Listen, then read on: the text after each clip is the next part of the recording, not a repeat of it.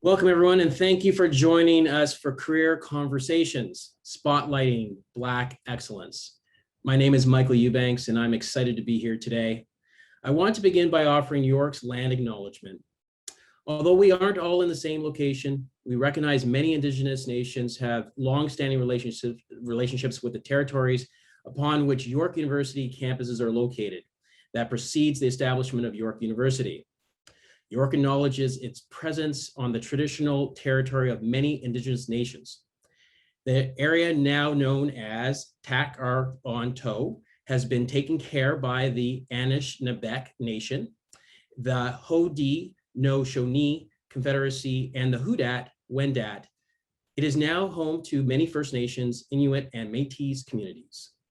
We acknowledge the current treaty holders, the Mississaugas of the First Credit Nations. This territory is subject of the Dish with One Spoon, One Palm Belt Covenant, an agreement to peaceable share and care for the Great Lakes region. As mentioned, my name is Michael Eubanks. I studied at York University, a graduate of poli-sci in economics in 1993. I'm here representing UBAN, the York University Black Alumni Network, and also sit on the York University Alumni Board. UBAN was created by Black alumni from all of York's 11 faculties to connect Black alumni with Black students and to support their professional and educational development. We're here to share our knowledge and experience while facilitating valuable mentorship and networking opportunities for Black students and grads. We also help these students navigate and overcome obstacles that can present themselves during the academic careers at York and post-graduation as well.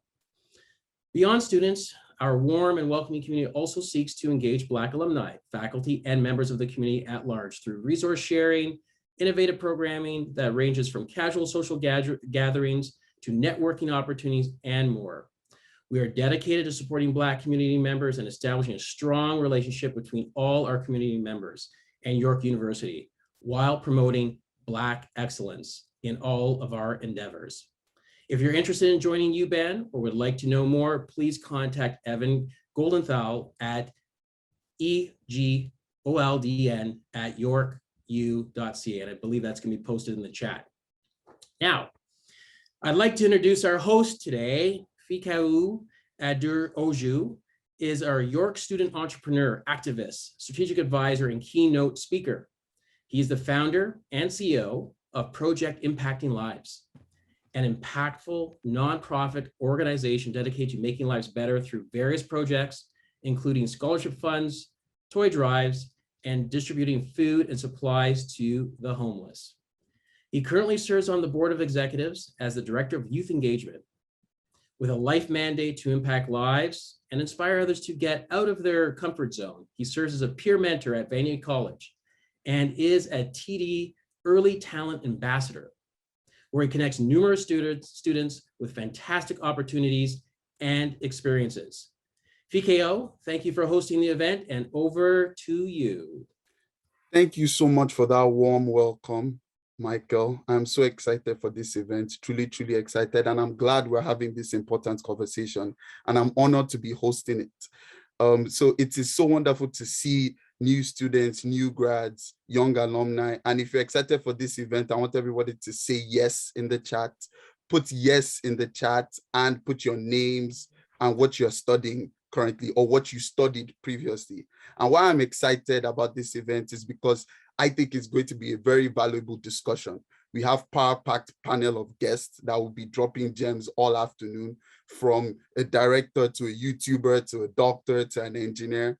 And why I love panels like this, because I've been to a lot of them, right? And they helped inspire me, for the fact that I could build an amazing career for myself, and just seeing like firsthand knowledge of what they have been able to do and mistakes they made, and how I could grow and build a successful career for myself. But before we begin, I would like us to turn on our cameras. So I want to see everyone's beautiful face. I know that, we have like Zoom fatigue sometimes, but I would love to see your face. So please turn on your cameras, and also please be on mute, because we would love to just know more and more things that are going to be coming up. But personally, if there's anything you would love to say, or if you need any help, or if you want to ask any questions, please message York U in the chat. But before we begin, I just want every single one of our panelists to introduce themselves, and I would like to give them a warm welcome. So firstly, we have our fantastic guest, our fantastic panelist. We have Praise Ayorinde. She's a software engineer at Amazon, and she graduated from Lassonde School of Engineering in 2019 with a bachelor's degree in computer science. And we also have next Rennie, right? I know Rennie, and I've been following her YouTube channel for like a long time, and she's absolutely amazing. She's a content creator, a marketing consultant at Rennie, the resource, and she graduated in 2018 from Schulich School of Business with a bachelor's degree in business administration. Next up, we have Dr. Tiffany Richards, a resident doctor at the Department of Family and Community Medicine at U of T, University of Toronto. She graduated from York's Faculty of Health in 2009. I want to say 2019, 2009, with a Bachelor of Science degree in psychology. And our last panelist is Randy. He's the Director of Business Continuity at TTC. He has 2 degrees from York, graduating from LAPS in 2010 with a bachelor's degree in international development studies, and in 2012 with a master's degree in disaster and emergency management. Can we give all our panelists a round of applause? Fantastic. So the first thing I want to ask is if each panelist can take a couple of minutes to introduce themselves and tell us like what company they work at and what are their current responsibilities in their companies and what are their roles in each company. And anyone could start, or I could. I can start, yeah. So hello, everyone. As Fikeo mentioned, my name's Randy, and I'm a director for the TTC, and I'm leading a fairly new function for the organization called Business Continuity. My mandate really is to enhance the resiliency of the organization by looking at an array of disruptions. So that's anything from floods, fires, IT failures, and other risks that might impact the organization. And then my team and myself work with the business to develop plans and strategies, execute exercises so that the organization is better enabled to respond to those events and to continue our operations.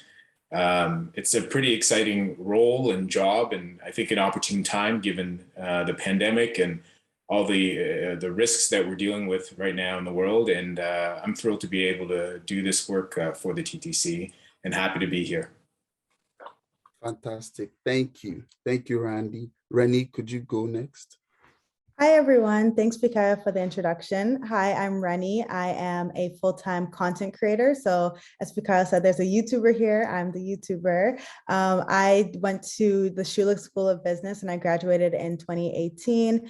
And after that, I worked as a business analyst, and then I worked as a marketing manager. And in 2021, I actually quit my full-time job as a marketing manager and decided to pursue content creation full-time. So again, that's what I do full-time. I make content about financial literacy, career development, and lifestyle on my channel. So teaching people about investing, getting into stock market, trying to get some money in our pocket. So yeah, that's what I teach on my channel. And yeah, I really enjoy it. So I've been doing it since 2020 I started, but full-time since 2021, and it's going pretty well. And yeah, that's a little bit about me. Yep, I would advise everyone to definitely follow Rennie because she is the plug and she gives good tips. I've learned about EQ Bank, Wealth Simple, a couple of amazing, resources from her. So you should definitely check her out. Praise, would you like to go next, please? Sure. Hi, everyone. My name is Praise. I graduated from York in 2019, as Fikaya said. I studied computer science and psychology. I know that's a weird combination, but that's what I studied at York. I've been working at Amazon for about 2 years now. I work as a software engineer that helps recruiters hire efficiently. So at Amazon, we hire a lot of people. So our problem is trying to make it as efficient as possible and hire the best fit for teams. I also serve as the Scrum Master for my team and the accessibility expert for my team. Yeah, so that's what I've been doing so far. And just doing a shout out to Rennie. I've been binging on your YouTube videos. So thank you for all you're doing. Yeah, that's it about me. Thank you, Praise. And Tiffany, could you go next? Hi, everyone. Thanks for having me. So I'm Tiffany. I graduated from, I did a psych degree at York years ago. After that, I actually ended up going, I'm from Nova Scotia, so I moved home, did a nutrition degree at Mount St. Vincent University with hopes of getting into medical school. I didn't plan very well when I was during my first degree. So I went back to school and did a second degree, and then I started med school. I graduated from Dalhousie in 2020, and I matched, and if you have questions about matching, you can maybe email me, but I matched to U of T to the family medicine and community medicine program. I'm going to graduate from that program in June, and then I'll be a real live grown-up adult doctor and I won't have someone else sign off on all my work. But right now I'm a resident, currently on a geriatrics rotation at Toronto Western, but I'm generally based at St. Joe's Health Center in the west end of Toronto. I'm really passionate about health promotion, exercise, and nutrition, and that's why I became a family doctor. Fantastic. I never really wanted to go into medicine, but because I thought it was like scary, honestly. So I commend everyone that eventually went into medicine. But I want to touch up on my experience at York. I have had an absolutely amazing experience at York because of the multicultural activities, honestly, associated, with York. Because I tell my friends that you don't just get like academics at York, you get a well-rounded experience, right? But I want to know everyone's experience as a Black student at York. Like, did you face any challenges? Like, how was that experience as a Black student at York University?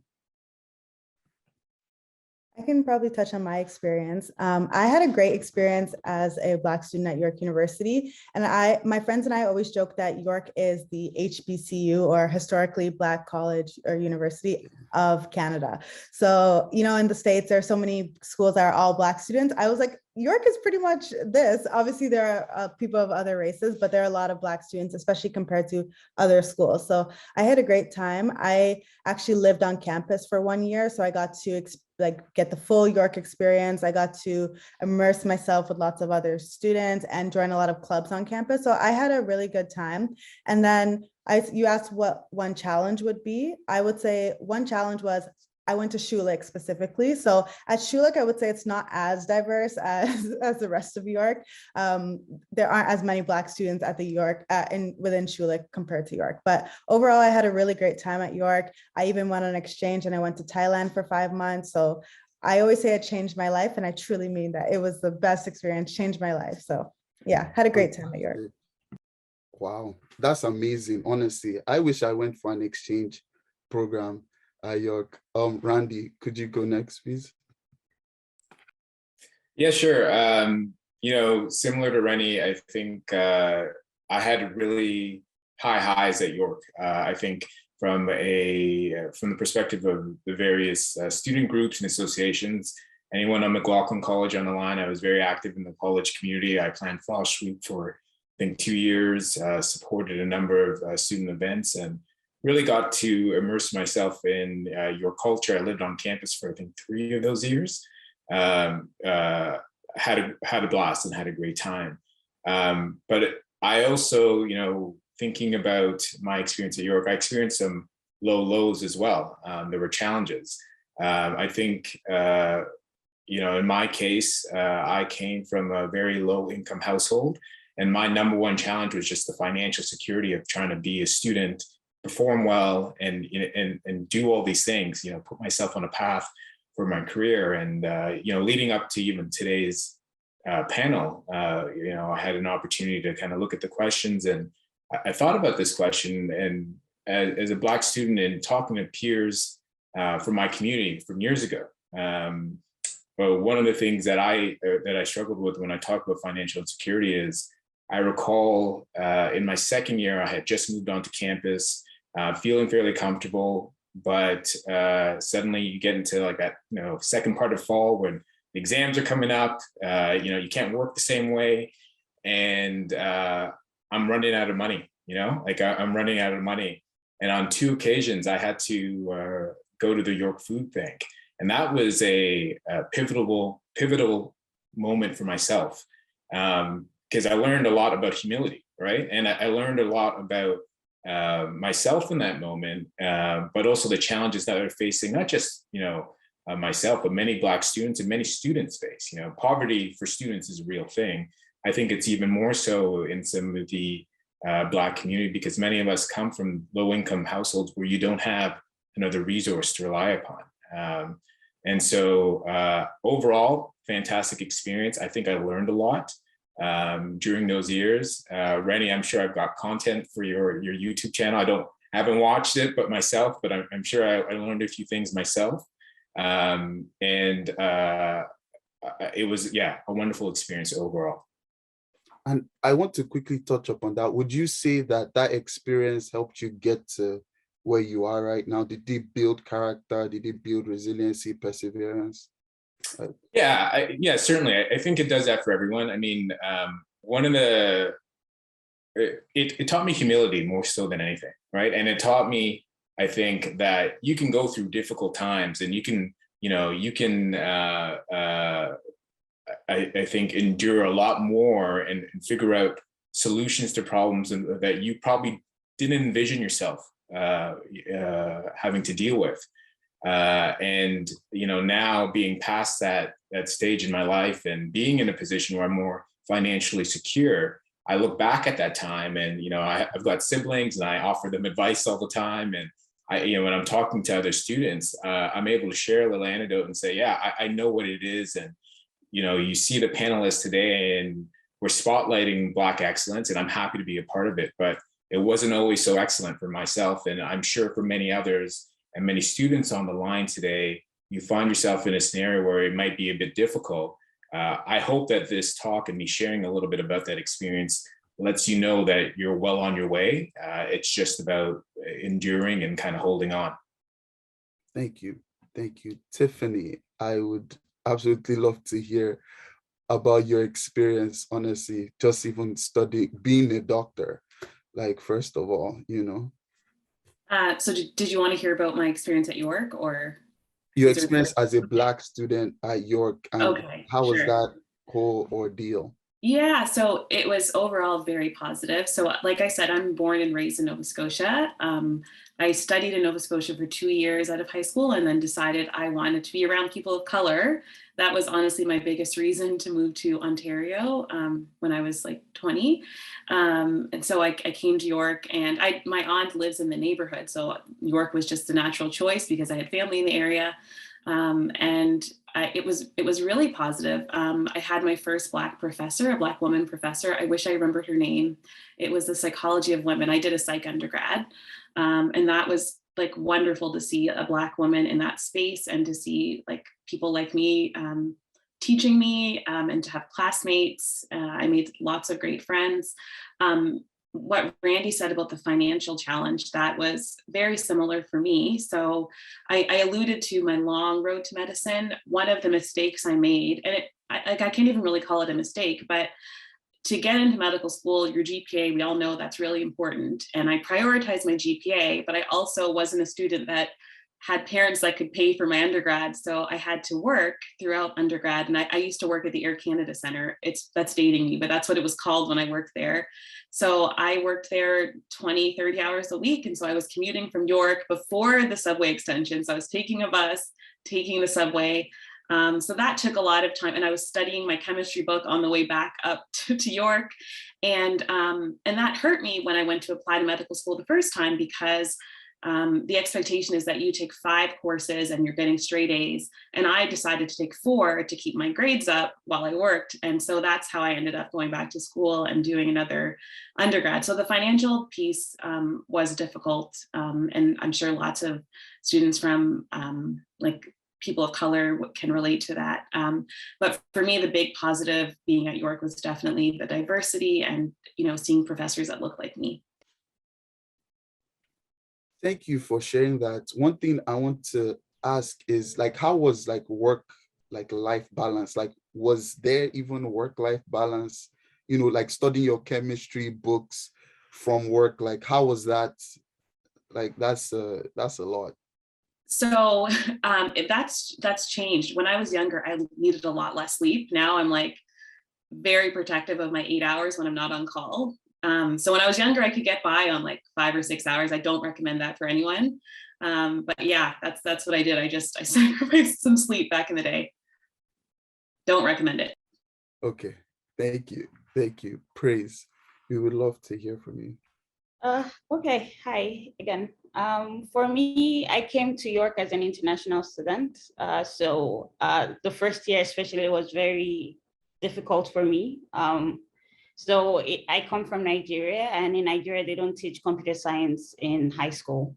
So when I came in first year and I did computer science, like the introduction to programming was very difficult. So I remember seeing my first grade from high school that I thought I was an A student, and I got like a C, and I wanted to drop out. Yeah, so that was like really tough for me. But I realized I needed to work harder to be able to be on like the same level as most people, because most people understood the basics and I didn't. So yeah, that was one challenging aspect for me. And I also think coming to York as an international student, to say more about the financial challenges as well. We don't have a lot of scholarships that are available for international students. So I had to like do a lot of research on getting scholarships. And I think I got a very good one, a lesson scholarship in like my 3rd year. But even that wasn't enough to pay for our fees. So I had to, I think in my 5th year, I had like 4 jobs that I was working together at the campus. So I wouldn't recommend that for anyone. But like my parents couldn't pay my fees at all. So I had to do that and get a scholarship as well. So I think those were my very big challenges when I was in school. Yeah, thank you for sharing that. Honestly, I'm an international student too, and I definitely agree that there needs to be more scholarships specifically for international students. But 4 jobs, that is a lot. Yeah, but luckily all of them were on campus, so I didn't have to like commute out of campus. I just had to run from one building to another. Okay. Yeah. That makes sense. Okay, now I'm seeing how that makes sense. Okay, so one thing I want to ask like Praise and Tiffany is, you are both in careers that a lot of Black women are particularly underrepresented in, right? Like software engineering, the tech space, and medicine, right? So like, I would love to know like what have been like your successes and challenges of being a Black woman in those spaces? And what advice would you give other Black women that are interested in STEM on this call? Should I go first? Okay. Yeah, you could go. Yeah. My number one advice is don't be afraid, right? Like don't be afraid, and don't be afraid to ask questions. For me personally, in first year, as I mentioned before, it was really hard, but I realized the professors had office hours that are there to help you, which I never knew I could use before. So don't be afraid to ask questions. Don't be afraid to say you don't understand anything. And then you realize the more you ask, the more you understand, and push yourself to to follow up with whatever you're trying to learn. So don't just try and say, I can't get it and give up, right? Like keep trying and keep pushing yourself. And for me, being in this field, when I was on my internship, I was like the only Black person on the whole floor. And let's not even go into the Black woman on the whole floor. So I think what I've realized now is we just need to put ourselves out there. And now that I'm at Amazon right now, I do a lot of referrals and I try to bring a lot of people in. So we all try to do our parts now. Yep, I would definitely recommend every single person, whether it's an internship or like a job, right? Like you should always ask questions, right? They wouldn't bite, right? Like nothing will happen to you if you ask questions, right? Yeah. And the thing is, even when you ask questions, even though the person doesn't know, they could recommend someone to you that does know, right? Exactly. So you should always ask. And yeah, I'm notorious for asking too many questions. But yeah, Tiffany, you could go next. Praise said exactly what I was going to say initially. Don't be intimidated and go for it. So when I was in the space of all of the undergrads here, I kind of thought about medicine. I was the kid, really nerdy kid. My mom at least called me Dr. Richards when I was a little girl, because she's like, that's what you're gonna do. And I wanted to in the back of my mind, but I was extremely intimidated because growing up, I didn't know any Black doctors, period. And I saw the people that were getting into med school that, went to high school with me, and they came from medical families. They had way more resources than me. They had more money. They were more socially connected. So I had this underlying belief that, I'm never going to get in anyway. So like, why work so hard, spend all this money, write the MCAT? Like, it's just not feasible for me. And it was when I graduated from New York, actually, I worked for a nephrologist or a kidney specialist. And so I was working at Sunnybrook, and I was seeing all of the residents and med students and working for this doctor. And I was like, man, this is like the best job. And so at that point I was like, you know what, I just have to go for it. And it took me a while. I ended up doing another degree, had to write the MCAT a couple times, but I got in. And in my experience and among my classmates, everyone that really, really wanted to get into med school got in. Like I know people that wrote the MCAT 8 times, which is, I feel like I have PTSD if I tried that, but it's very doable. So that's one, just like actually go for it. Don't push past the fear. Don't let your brain tell you that you're not capable, because you are. The other thing is, I think what Praise said again, is to talk to people. So I ended up meeting 2 Black women from Nova Scotia that were in med school, and they changed my life because I was like, oh my gosh, they're there. So that was mind blowing to me. They're my Oprah, they're such big role models to me. So I talked to them. I'm still in contact with them all the time. We're great friends. The women of color and even men of color that I've met in medicine have been so gracious and have been so willing to help me. So don't be scared to ask. The other thing I did was I actually met with a couple med schools. I took all my stuff, I printed my transcripts, I took my resume. I was like, okay, am I a candidate for this? And they were all great. They were like, yeah, absolutely. Why haven't you applied? So that built up my confidence. But even if you're not a great candidate, they can tell you what to do to become a candidate. There's nothing stopping you. You absolutely, any single person who wants to do it can do it. And then the other thing is you have to be okay with delayed gratification to be a doctor. This was a long road. It's a long, long, long road. I have been in undergrad med school for a total of 14 years. You don't have to take my route, but it's not something that, it's a year and you're done. It's a long road. So you have to assess yourself and recognize, am I willing to put off being financially secure because, you're going to go into a lot of debt, and put off some of those other life goals for this career, and assess yourself to see if that's worth it to you.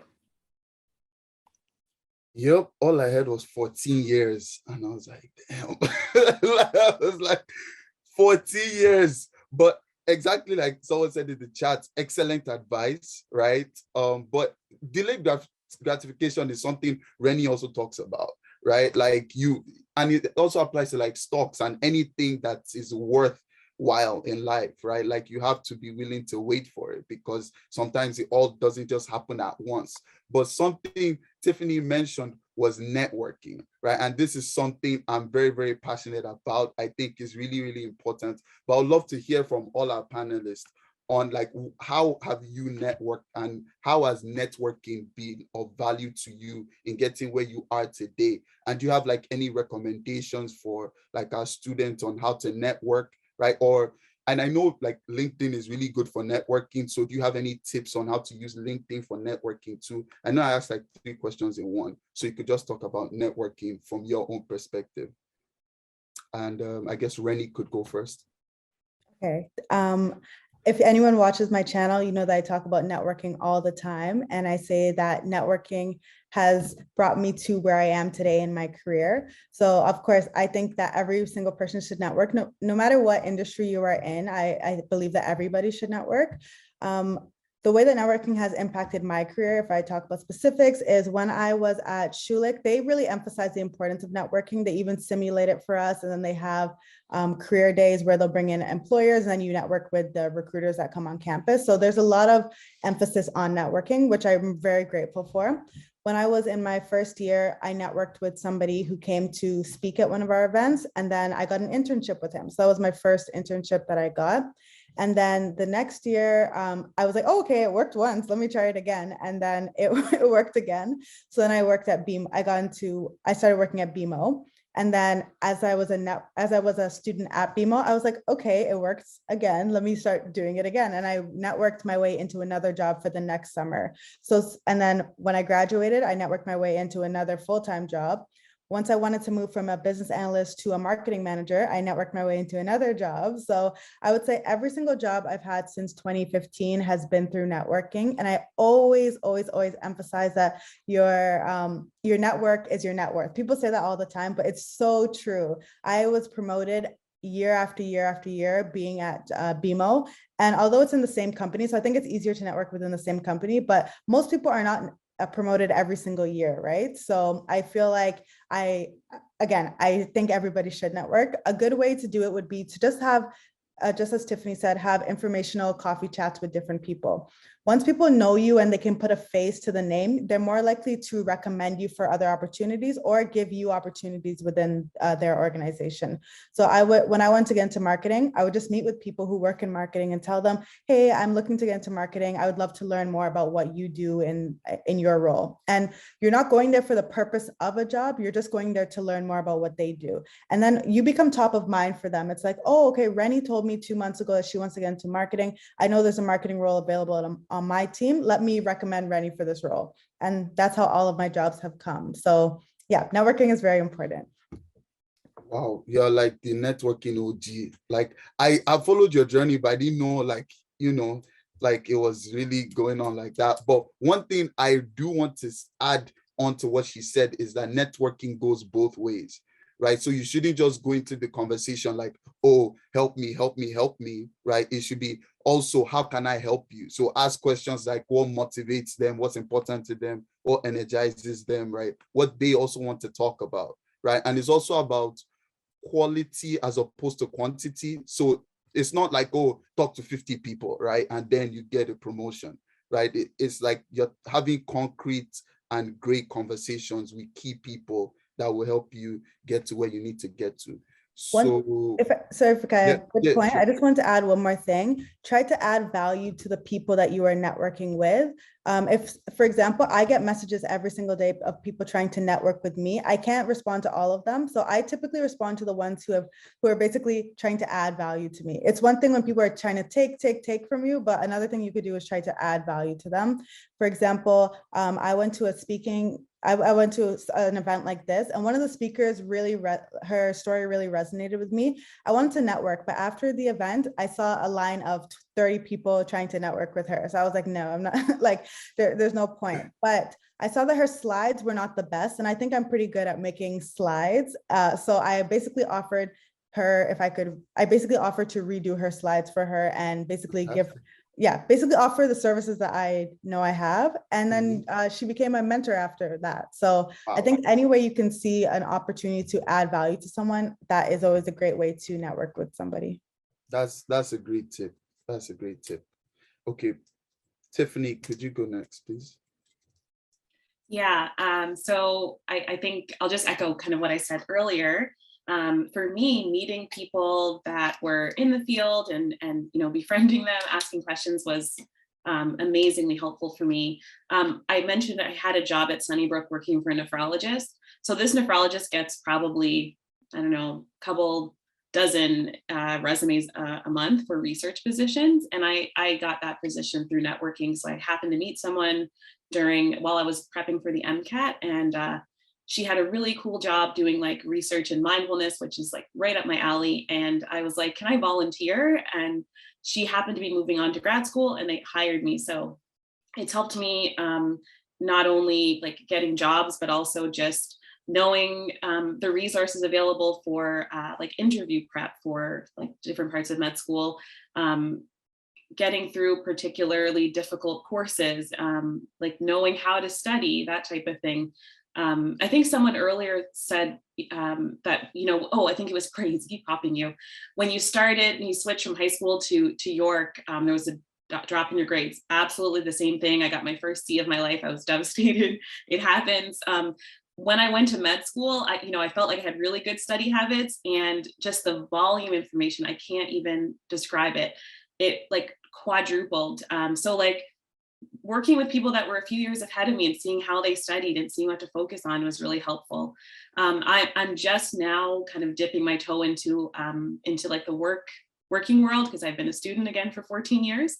But we do placements, and just doing a really good job on placements, and kind of going above and beyond on placements, and like getting people's emails and staying in contact has been really helpful. I've had lots of job offers just through doing placements. So yes, very important. Thank you, Tiffany. Randy, could you go next, please? Yeah, sure. Similar to others, I think network plays a critical role in terms of helping you define your career path and finding opportunities. I think in my case in particular, I probably wasn't the best networker. I'm a bit more of a kind of a lone wolf. I like to figure things out and then, kind of plan my next steps. But what I did find to be successful throughout my time is, one, attending events like today. Like I recall York used to have a number of like lunch learns, and I used to go get free sandwiches and listen to the speakers and salads, and it was great. Like they were great meals, but I'd meet people. I'd meet other peers, both students and professionals, leaders, who were either pursuing things that I was interested in, and I talked to them, and we talk about, our career paths, and through that I would sometimes learn little nuggets about, oh yeah, I never thought that I could enter the space this way, or I didn't know that, if I did this certificate, perhaps that it could open up another door. You asked earlier about the role of LinkedIn. Again, I'm not a big social media person, but I do really like LinkedIn because you basically have people's resumes online for free. And so if you're trying to strategize and think about how you might plan your career path, you now have that opportunity by just taking a look. You don't even have to add them as friends, right? You could just take a look and you can kind of see someone's career growth. And to me, that was really powerful because it allowed me to begin to see how I could connect the dots when, in my space, at the time that I was entering emergency management, there weren't a whole lot of people that I knew that were in this field. And a lot of people who actually are in this field are former military, police, et cetera. So I actually had to kind of look at different people and kind of piece it together and say, yeah, this is how I'm going to chart my path. Both through using LinkedIn and having those conversations with people was really instrumental. The other piece to networking, which I think was valuable, is sometimes through the conversations that you will have with professionals, you actually learn what you don't want to do. And that was very powerful for me.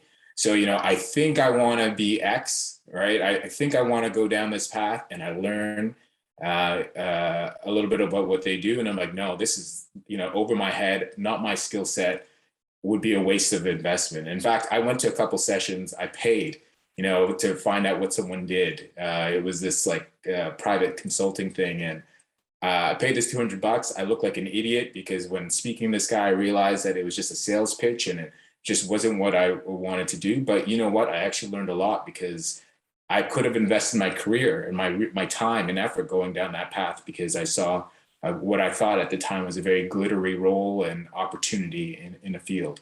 So spend some time talking to people to learn both what you want to do, how they did it, but also to learn what you don't want to do, because your time, I think, is and their time that you're spending of those folks that you're speaking with is quite valuable. Yeah, what I actually just learned right now is learning through networking what you don't want to do. I've not heard that one before. So I'm taking notes, and I hope everybody is taking notes because this is good, right? And one thing I also wanted to talk about quickly was LinkedIn, right? Like if you don't have LinkedIn, who has LinkedIn here? If you have LinkedIn, put in the chat, I have LinkedIn.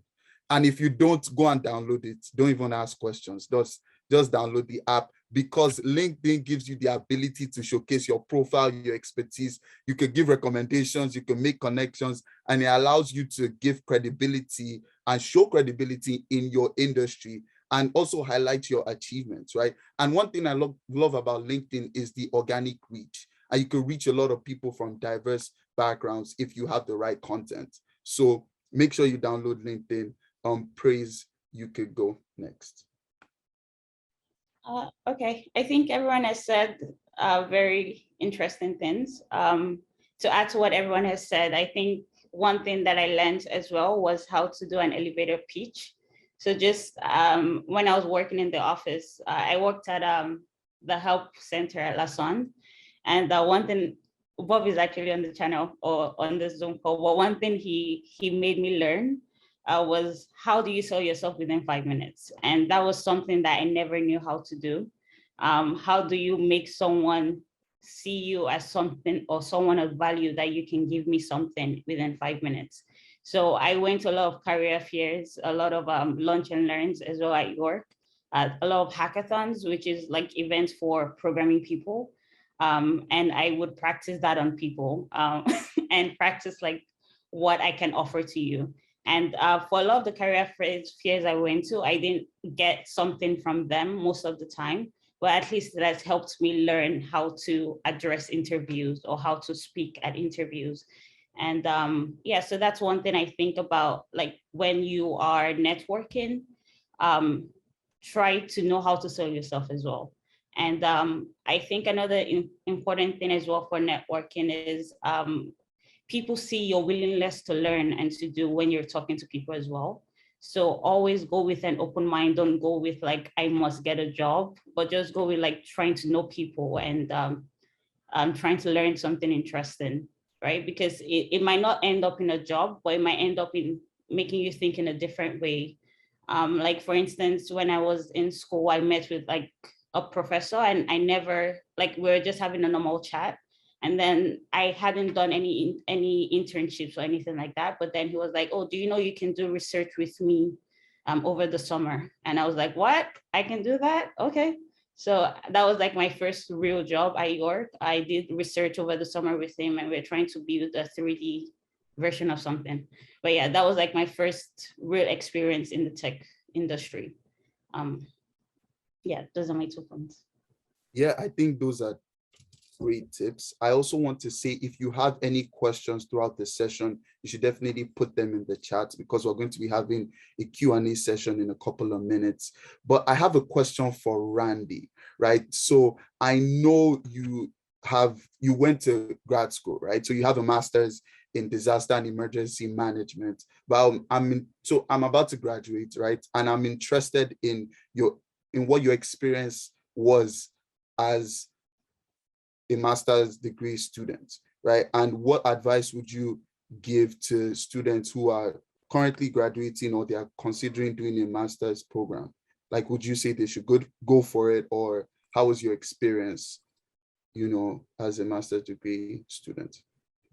Yeah, so I'd certainly encourage everyone who's interested in pursuing a master's or higher education to go for it. I think it's an excellent investment. The one thing that I will say about it is when you get to that graduate school, that level, you need to have real clarity about why you're doing this and what it is that you're studying will enable. For me, I had a very clear sense that I needed the degree to be able to get in the jobs that I wanted to be in, because the experience I kind of alluded to previously in my field, a lot of the professionals at the time that I was studying, they were ex-military, police, or fire. That was it. I didn't come from that background, and I knew that having this master's degree would set myself apart.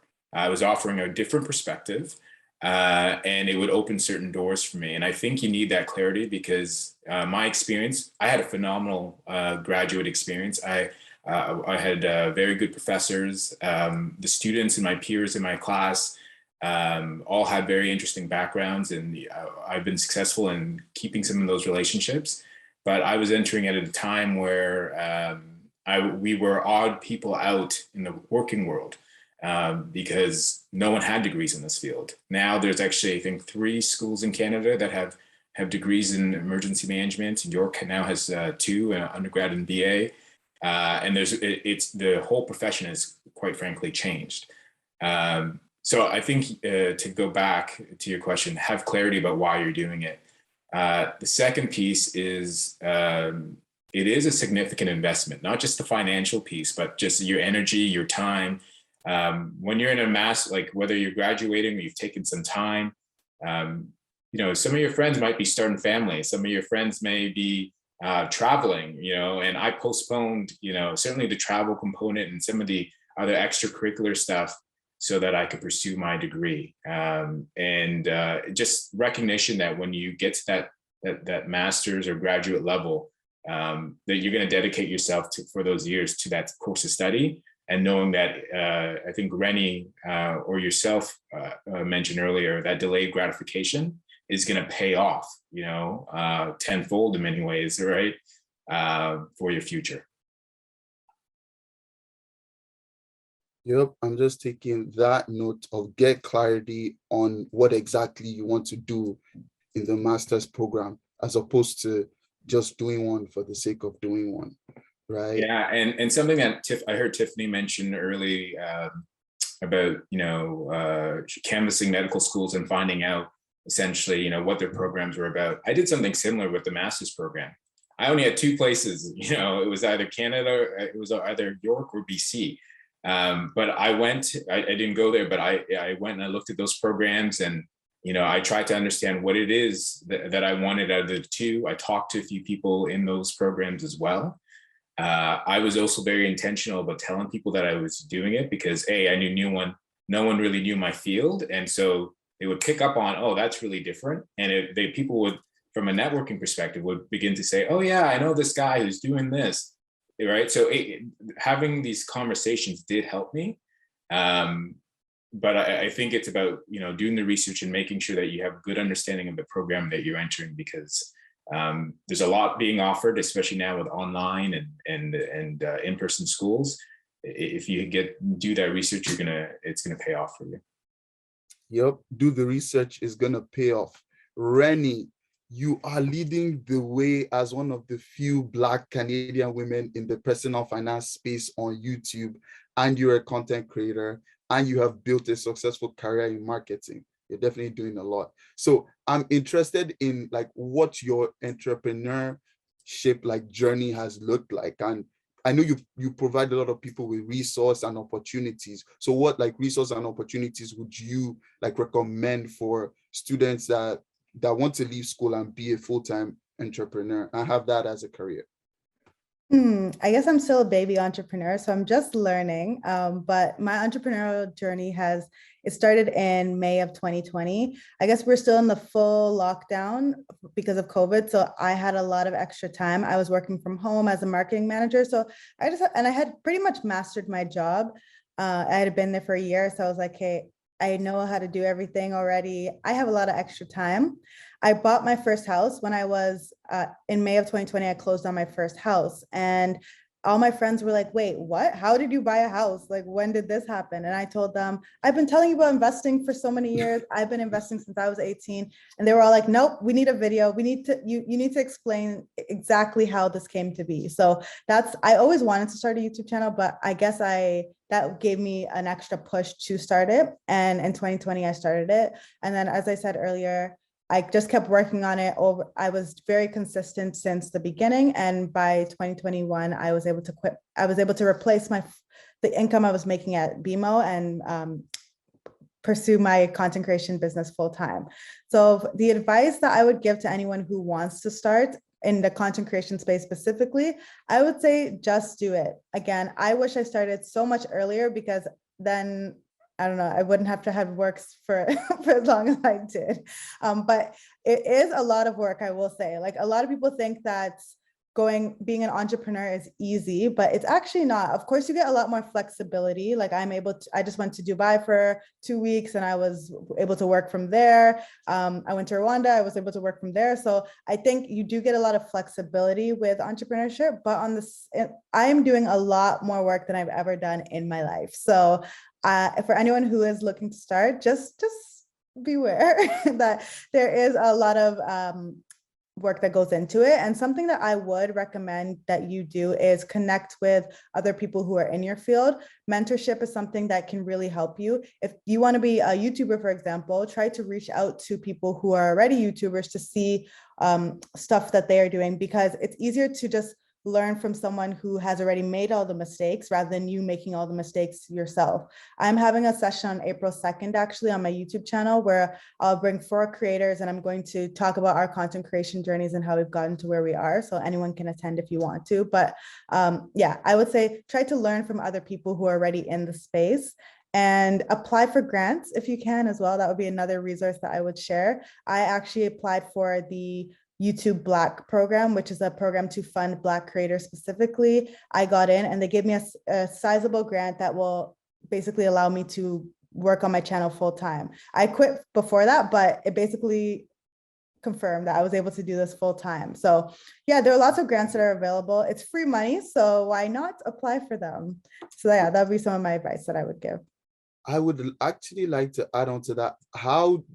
Okay, so you got the grant, right, from YouTube, but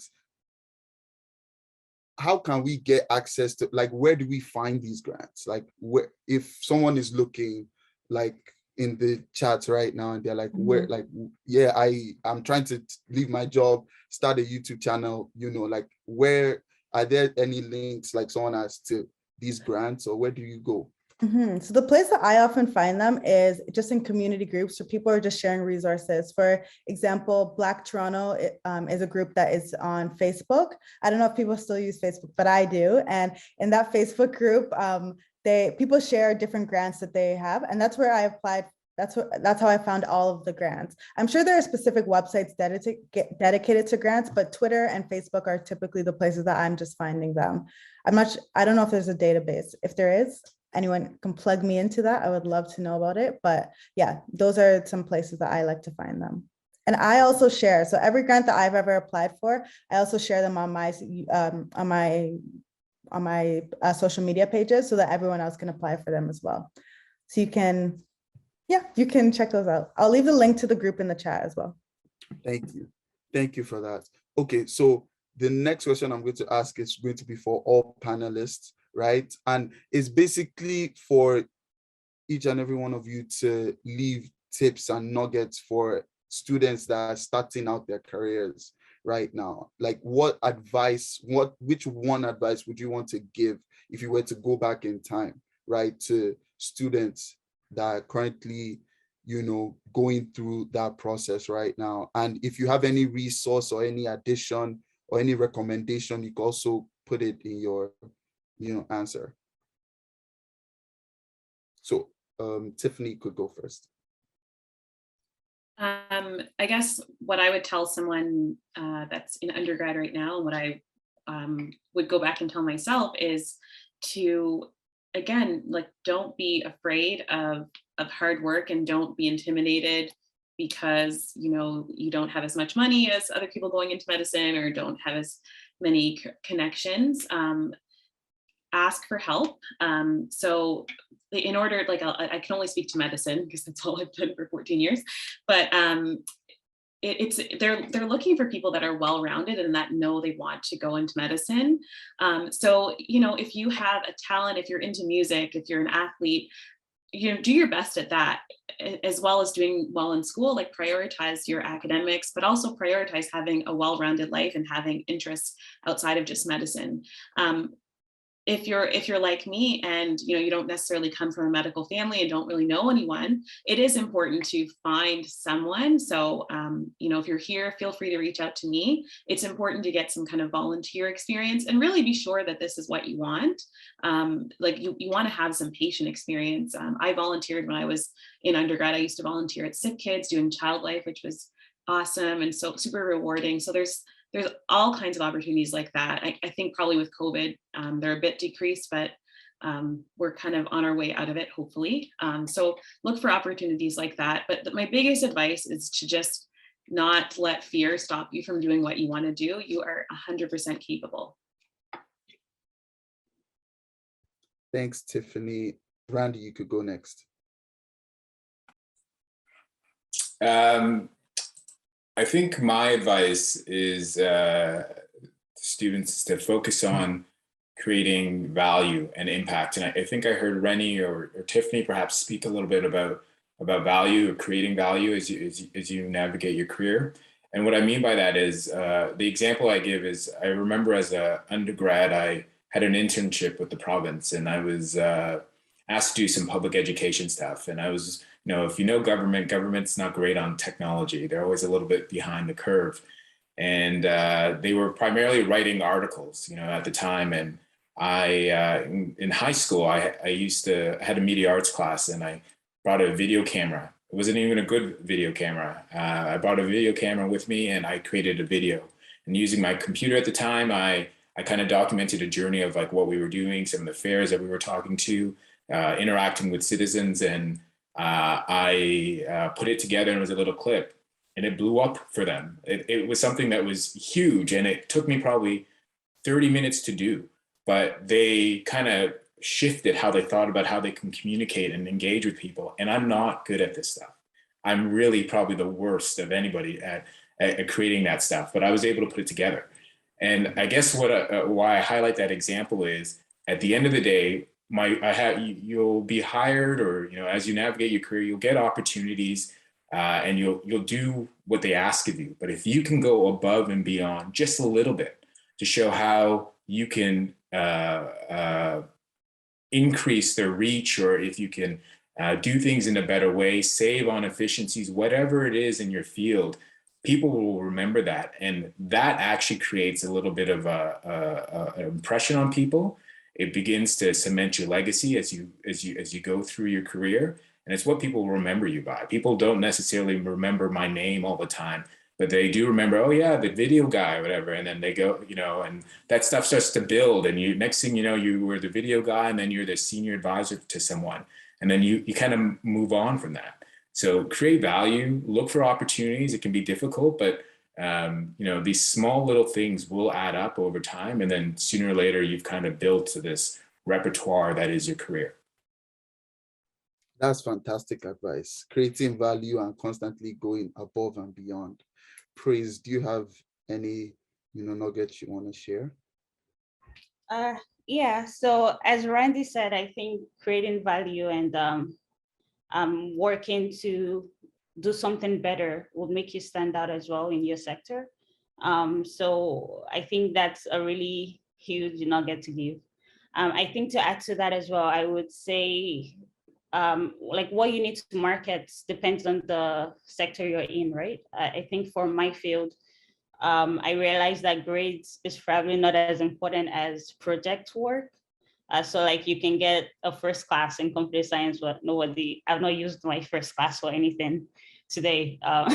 People really care about like the side projects that you worked on.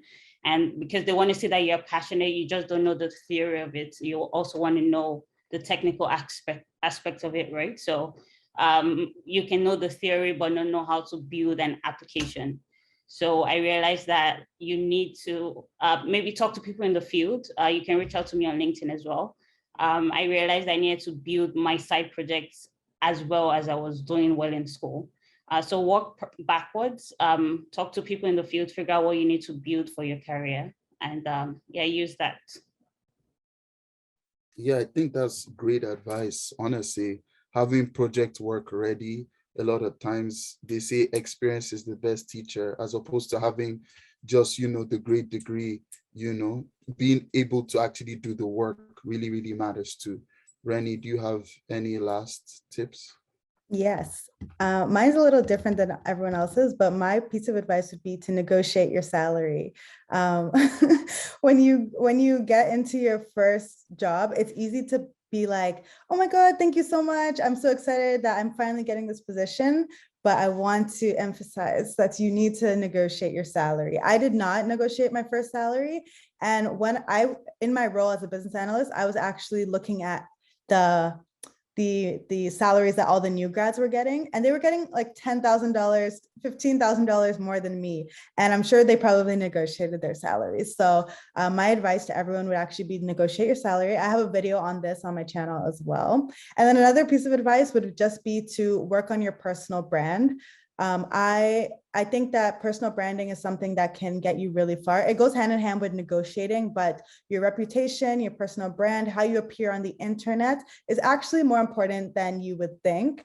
Although I'm not actively applying for any jobs, and I haven't for the past few years, I get recruiters reaching out to me on a very regular basis because they say, oh, someone recommended you for this, or they looked at my LinkedIn profile and they want to reach out to me because of that. So I would emphasize that working on your personal brand is something that you should do, and negotiate your salary always. Yep. Thank you for that. I have to chime in and say, yes, negotiate your salary. Really important and really intimidating thing to do when you're young and starting out.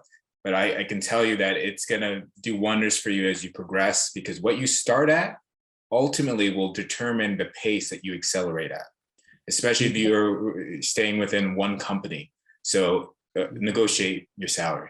Yes, especially if you're staying within one company. Exactly. Because as I said, I was in BMO for like 4 or 5 years. So the first salary that you get, they're like, oh, unfortunately, we can't increase it by more than, X% each year. So it does have a big impact.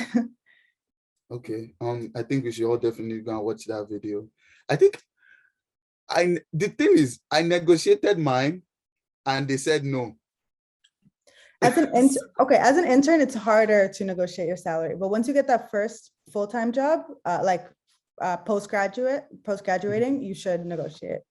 Okay. Yeah, okay. It's hard as an intern. And okay, they say no, right? Like you've tried, and like now you can do it, and now you do it for the next job. And like if they say no, at least for me, I can go get another offer from a different company. Can you meet this? If you can't, bye. True. Okay, good tip. You heard it here first. Good tip. And the other thing that I'll say on this subject, because actually I think this is something that's not spoken about a lot, particularly in the Black community. People don't something that people don't seem to understand, that A, you can negotiate, but B, think about your collective experience. It's not just, I've got 2 years experience doing this role, but it's, I've got multiple years experience because I volunteered for X number of years doing this at the hospital. I've done this that's related to the field. It's about bringing everything together to show why you're worth the salary that you're worth. And it can be difficult when you're doing that, when you're starting out, but do your research and you'll actually, be more successful than you think. And can I just say one more thing concerning that? I think for me, in my culture, we are very humble. So I don't say a lot of I did this. I say we did it. And I usually find that I'm not saying the value I add to the team. So that was something I really needed to learn. And as he mentioned, it's not about the money, at least for me, but the money should match what your value is. So yes, it's really not about the money and it's not about being proud, but it's about showing yourself and showing what value you add. Amazing.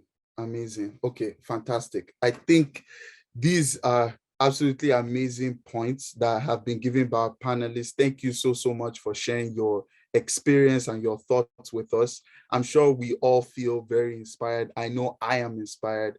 Now it is Q&A time. So it's time for everyone to ask any question they have, and feel free to click the raise hand button or post your question in the chat for our panelists. I know there is one question I saw in the chat, and it is for Tiffany, right? And it says, do you think medicines become more accessible as a field to get into for people, for BIPOC versus when you started out? So is it more accessible right now for BIPOC or rather than for where you started out? And are there any differences you see in the admissions process from where you got in versus what you might see now? Yeah, I just typed a quick answer in the chat, but I'd say, yeah, for sure. It's improving. There's still a lot of work to do. One of the questions I did when I interviewed at med schools was ask, are there Black students here? And at one of the schools, they were like racking their brains, like, oh, I think there might be one in second year. So that was a problem. And in my class, there was 110 of us and there was 2 Black students. So lots of work to do. I know U of T in particular, they're making an effort to recruit more Black students. Dalhousie, where I went, they are making an effort. So that's happening. There's still barriers. So going to med school is extremely expensive. So my tuition was $20,000 a year over 4 years, plus writing the MCAT. Once you're in medical school, I'm forgetting already, in your 4th year, you travel around the country. So I went from coast to coast to do electives and then apply for different residency spots. And then after you've done these electives, you have to fly out again for interviews.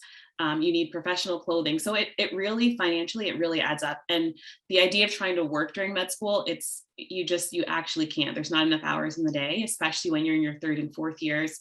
We have to do 24-hour shifts. So the financial piece, there can definitely be more done, especially because a lot of the Black students, we're not coming from families where both of our parents are doctors and they can afford to like subsidize our tuition. So that definitely needs some work, but things are improving. There's also a couple of my friends actually started the Black Medical Student Association, I think 2 years ago.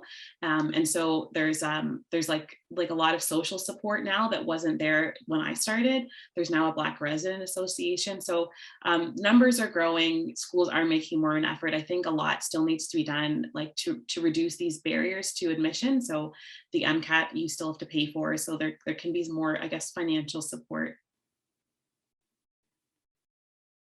Thank you for that answer, Tiffany. I know that we have another person I want to ask a question. G, and you can ask your question. Hi there, thank you. Mine is actually more of a comment. I just wanted to thank the panelists for sharing their vulnerabilities, from failing the MCAT 8 times to accessing the food bank. I think this is an extremely important perspective to share with students in that, you know, this is part of reality. And those are the times that you often feel the most isolated, alone when you fail. And there could be embarrassing moments and hard to share. So I really wanted to thank the panelists for sharing those.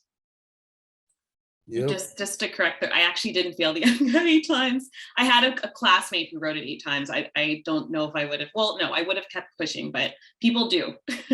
Oh, sorry, apologies there, Tiffany, but or people, but like examples of those. I think those are important perspectives to share. You're welcome. I'm glad they were helpful. Yeah. Yep, we love the vulnerability. Elsie, you could go next. Hi, similarly, like I just really wanted to thank all of you because it's so inspiring to like hear your stories, and I just feel so pumped right now. I had a question for Rennie. This one's like a little bit specific, but I just wanted to know, like, do you have any, like, so for instance, like you said, you made your switch from more like of a stable job to freelance content creating, and for you, like, how's that transition like financially? Did you ever get like scared about your bills? I know you have like a really good investment portfolio, so did you find like you never had any issues with that? And then do you have any advice for somebody who may be doing freelance but wanting to budget but doesn't get like bi-weekly payments, if that makes sense? Good question. Thanks, Elsie. Yeah, you're right. It can be hard because especially if you have a full-time job and you quit, you're used to those every 2 weeks, you're getting that direct deposit into your account. And then suddenly it's like, the people I'm working with, sometimes they'll be overdue on their invoices and different things like that. I think the way that I've been able to deal with it is before I left, I set up an emergency fund, and I was able to, through the stocks that I got at BMO. So the day that I started at BMO, I started doing the employee share ownership plan. And by the time I left, it was at $25,000. So that's like a nice cushion just in case like anything ever happens to with people not paying me invoices, or just it's a slow month. I know that I always have that to rely on. So I feel like I've been pretty okay. I also live at home with my parents, so rent is not something that I am paying right now, although I do have a mortgage. So, but yeah, I feel like that because I prepared myself very well before leaving, it's not as big of a transition for me. And also because I didn't leave my full-time role until my freelance income was basically matching my income from my from my full-time role. So I think that also added a level of stability because I knew that, okay, on average, my monthly income from my freelance is matching my full-time. So, I felt a bit more comfortable with that. For someone who is doing freelance and trying to budget, I would say look at the last 6 months of what you have been making and find the average of what you have made.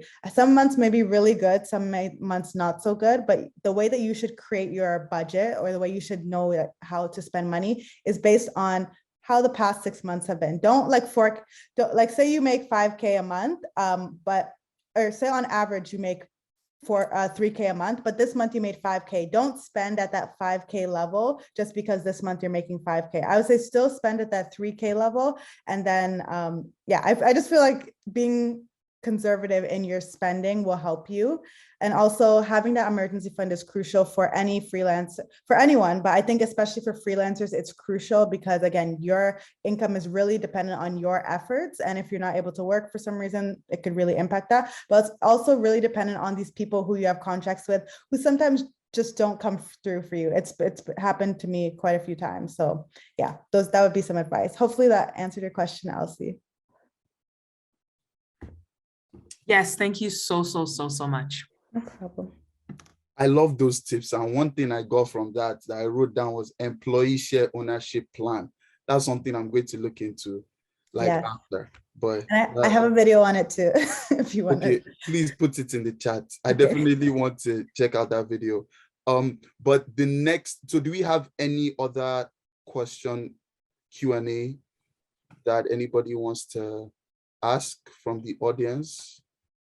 Because I have another question I would actually want to ask our panelists.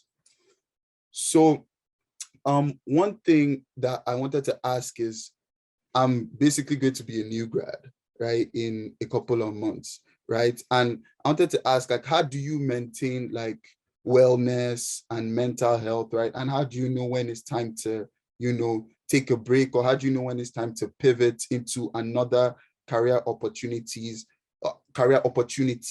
And also, what are strategies or techniques you use to look after yourself or take care of yourself, because there still is a pandemic, right? And there have been ups and downs throughout the past couple of years. So how did you de-stress, and how did you, take care of yourself during the stressful periods, or when work is even stressing you out, right?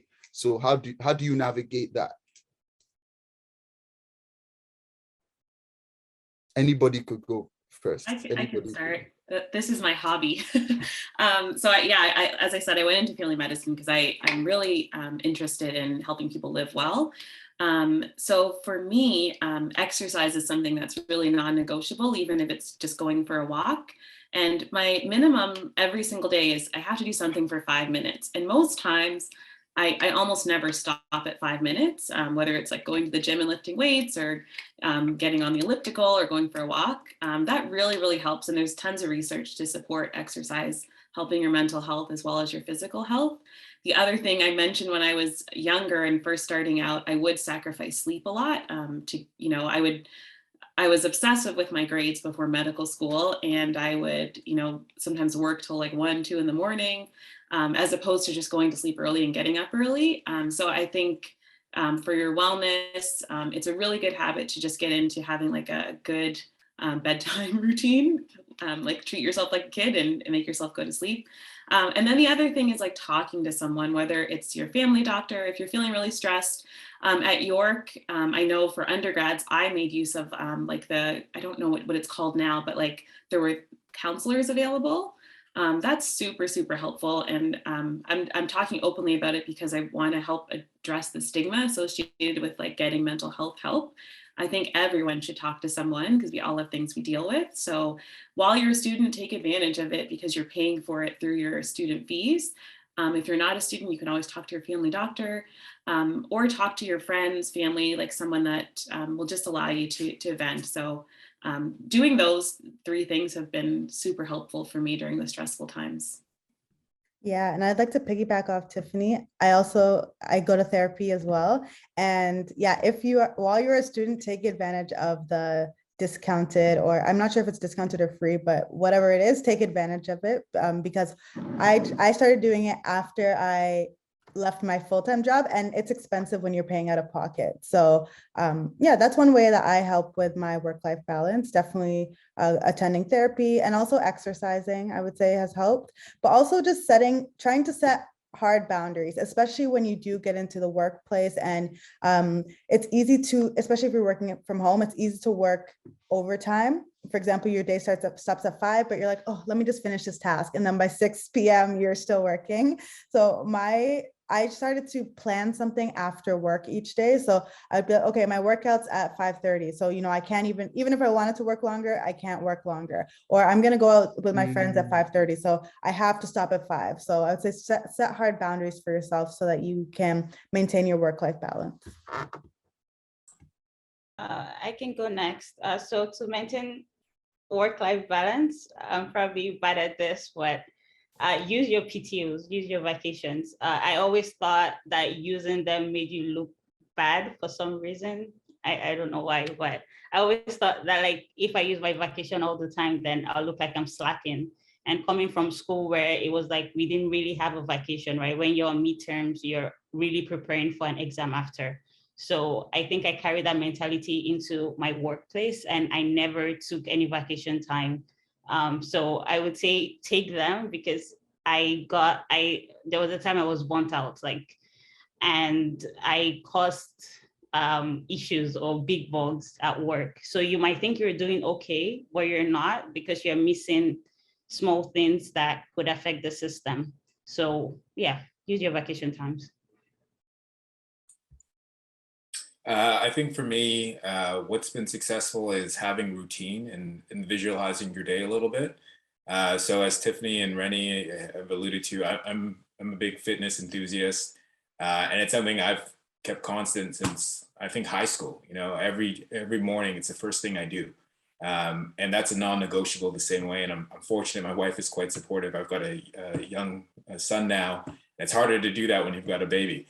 But it's something that I keep consistently because during that time, I'm not only doing something for my body, I'm doing something for my mind. And I'm thinking through, what I'm going to be taking on that day and, reflecting on my family and a number of other things. And that helps me feel empowered to take on the day.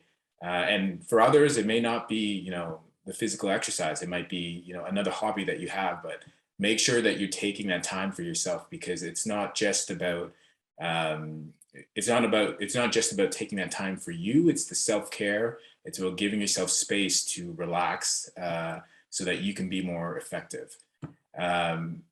And yeah, that's been really my combination that's been helpful for me.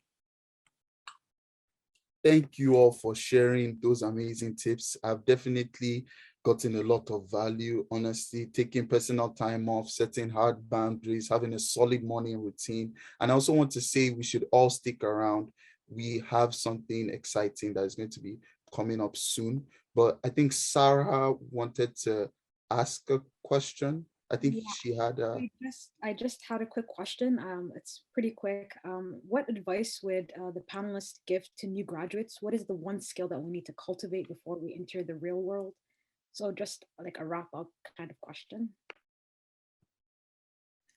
I would say that one skill I would recommend is being coachable. So being able to learn, essentially. I think after you graduate university, a lot of people are like, okay, I'm done learning, no need to learn anymore. But I would say lifelong learning is a great skill to have, but especially like being able to, a lot of the jobs I got, I didn't have the required job. I didn't meet the job requirements.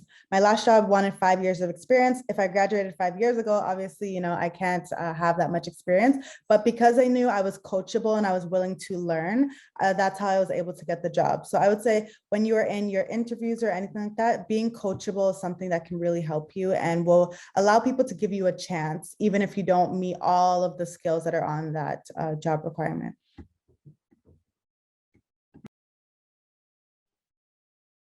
Who wants to go next? Randy?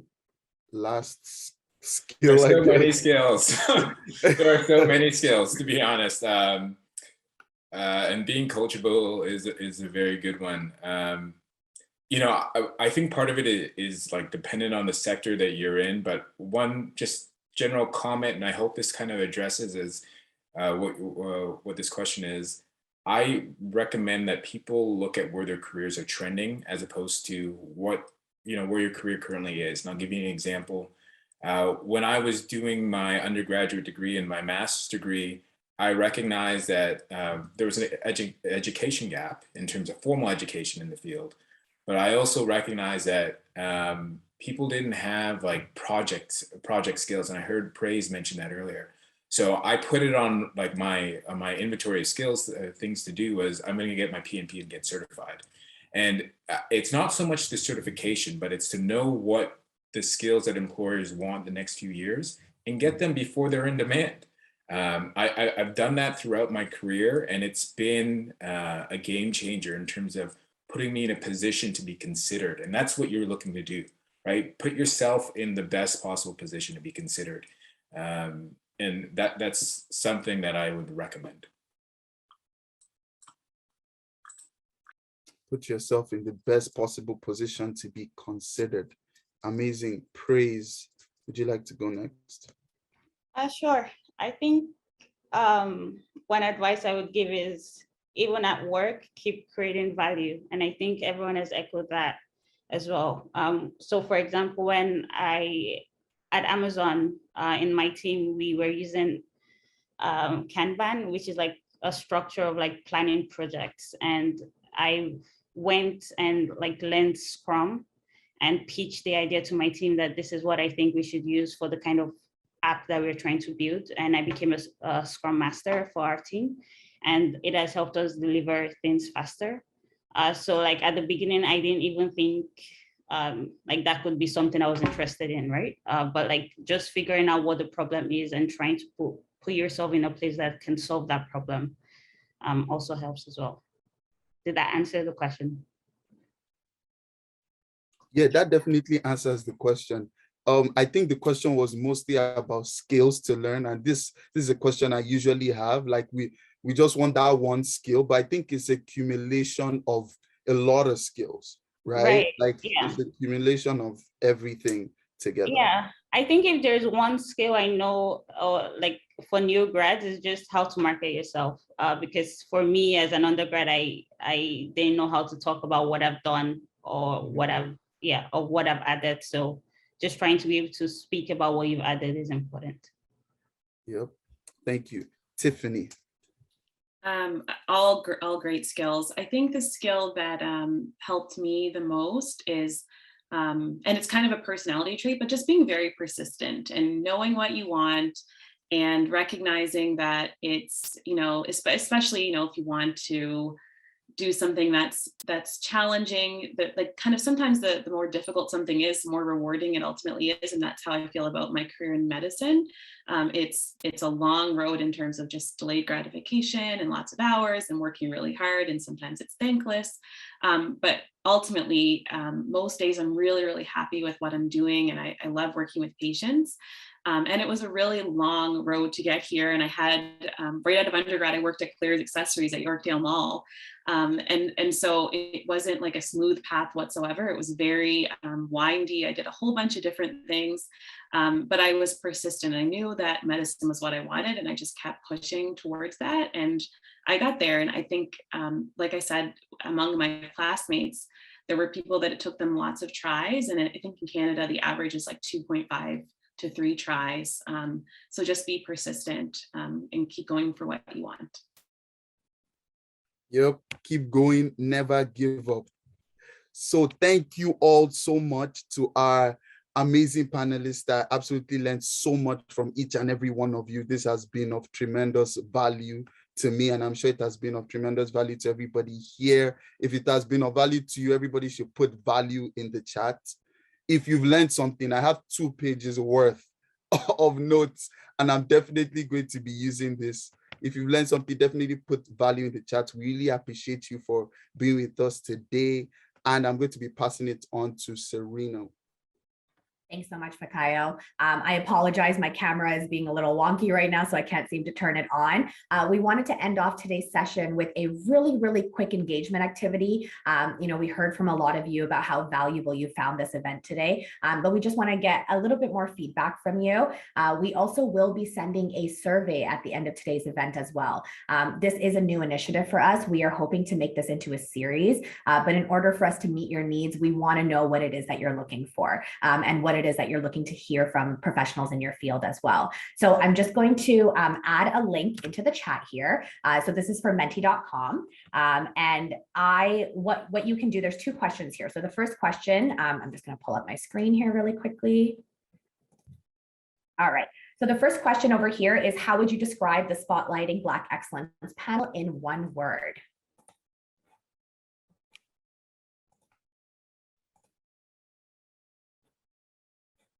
I don't think we see your screen in case you're sharing it.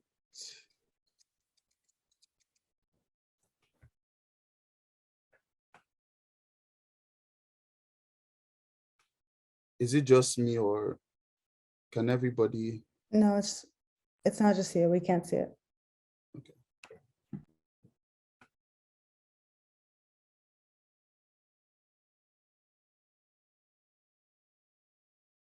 Serena, are you trying to share your screen?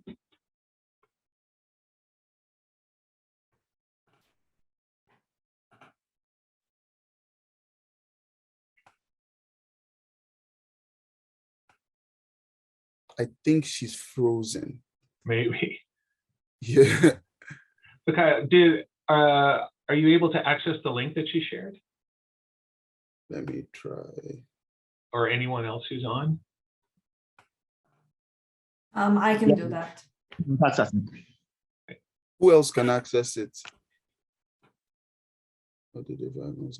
So oh, here it's coming. She just may have a slow connection.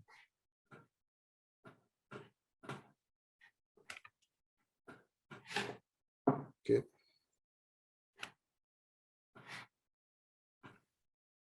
So I think pretty much what she was trying to say is we would like you to fill out this survey, and you could, tell us what you found most valuable from this event. I have so many notes going above and beyond employee share ownership plan. And this ultimately has been very inspiring for me, just about to graduate and just seeing people that have been in York University and are doing amazing things is very inspiring for me. So that's the most value I have gotten, honestly, from today. And now I know I could be, a director, right, of a big company. And I know I could, if I'm not enjoying my job, if I'm not enjoying what I'm doing, I could, go and do something else, right? And I should always negotiate, right? These are amazing things that I'm learning. And I'm sure we've all been able to get value from this. So that's it. Thank you so much for joining us. And thank you to all the panelists. And we had almost 50 people in this room, and this has been tremendous and amazing. So I hope you all have an amazing day.